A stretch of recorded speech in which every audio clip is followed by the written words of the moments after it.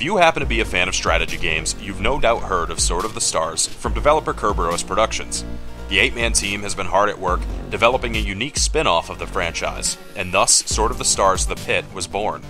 The game is quite a bit different from previous entries, serving as a hardcore roguelike rather than an in-depth space exploration sim. You'll scour the depths of an alien hive in a desperate attempt to descend all 30 floors of the mysterious pit, hoping to find the cure for a deadly plague that has ruined civilization. As is tradition with the rogue genre, you'll face an ever-increasing challenge where the smallest mistake means life or death, permanently.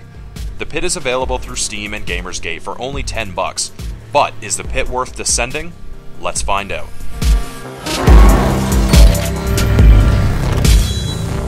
Now, I've played a lot of roguelike RPGs, but The Pit is really unique because of its gameplay style.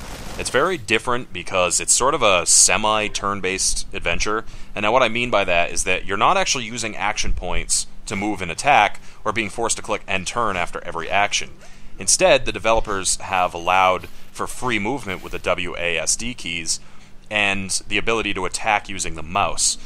However, every action still takes up a turn, and you can see that with every step I take, or any time I'm trying to break into a chest like I am here, the time indicator up in the right-hand corner goes up by 1.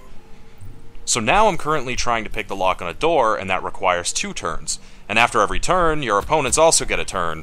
So there's a lot of strategy involved in planning out your attacks and making sure that no enemies are around while you're searching containers or performing other actions. Because if you're not careful, your enemies can actually interrupt you healing, breaking into chests, or unlocking doors.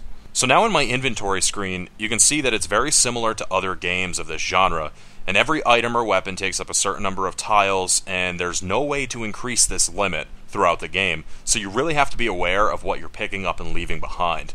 Now if you notice the left side of the inventory, you can actually shortcut items to the number keys, which allows for quick healing or weapon selection, but you can also scroll through your available weapons using the tab key, and it doesn't require any action points when you do that. However, stuff like healing or applying antidote does require a specific number of actions.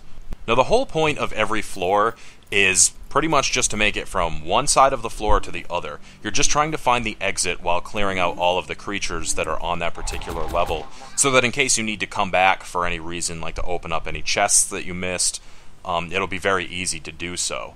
These types of games are usually well known for being really difficult and requiring a lot of strategy to make it through them, but the Pit's biggest problem is that it never really gets that difficult, even in some of the later floors.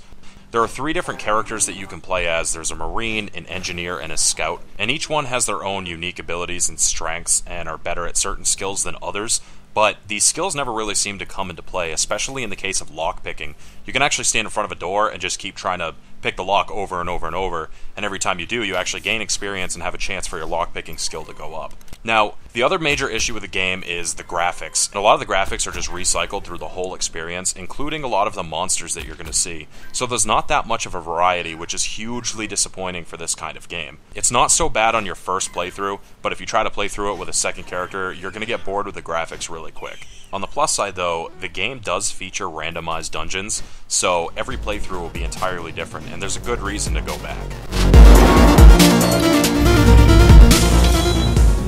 For fans of hardcore RPGs with a classic sensibility, Sword of the Stars The Pit is a difficult game to recommend. Though its roots lie heavily in the old-school methodology of kill or be killed for good, the roguelike aspects are a bit too simplified and easy for those who prefer a good challenge. However, The Pit is definitely a great introduction for newcomers to the genre. It's not a perfect game by any means, with crafting and skill-based concepts being poorly executed, and graphics that become tiresome after a single playthrough.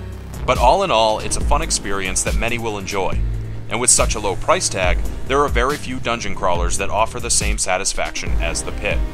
For more gaming news and reviews, make sure to check out our channel at pixabite.tv, and I'll see you guys next time.